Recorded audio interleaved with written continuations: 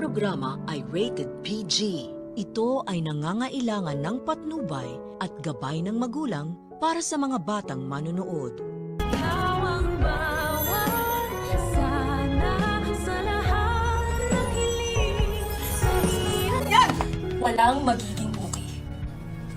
Sumpa. Ngayong alam na ni Justin ang plano ng kanyang amang si Eric kung paano nito mapapabagsak ang Apex ng madali na hindi sila nahahalata. At ito nga sa pamamagitan ng pagkuha ni Eric sa buong tiwala at loob nitong si Giselle ay gagawin ngayon ni Justin ang kanyang part na lalo siyang magwawala sa harap ng kanyang ina.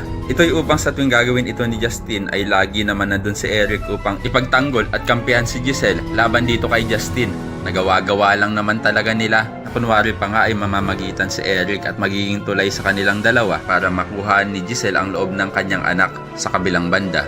Mukhang nanunumbalik na naman ang feelings nitong si Robert para kay Lynette dahil nang makita niya itong nanginginig sa sobrang takot. At muli niya na naman niyang naramdaman ang yakap ni Lynette at pagmamahal nito. At naiinis rin si Robert kay Carlos dahil nga daw pinapabayaan nito si Lynette na maggalagala sa halip na magpahinga lang sa bahay dahil nga sa hindi pa ito lubusang magaling sa kanyang trauma. Pero ang payo naman ni Dr. Ray kay Robert na dapat niya lang tantanan na si Lynette dahil nga may asawa na itong tao. At wala na daw magagawa si Robert kundi ipaubayan ang pag-aalala kay Carlos na asawa nito. Sa kabilang banda, mamasamain nga nitong si Carlos nang makita niya ang kanyang asawa na kasama itong si RJ. At feeling talaga ni Doc Carlos na pinagtataksilan siya ng kanyang asawa. At kahit anong paliwanag nga nitong si Lynette ay hindi siya pakikinggan ni Carlos. Sobrang galit ni Doc Carlos kay Lynette ay maihahagis niya ang baso na naglalaman ng kanyang iniinom alak. At ito nga'y tatama sa braso ni Lynette na bigla namang dudugo agad. Kaya naman ko isa ka rin sa mga naniniwala na dapat ay mga kakampi naman nila Annalyn ang dapat ipadala ni Direk at hindi puro kontrabida. Ay pakilike ang video na ito and don't forget to subscribe.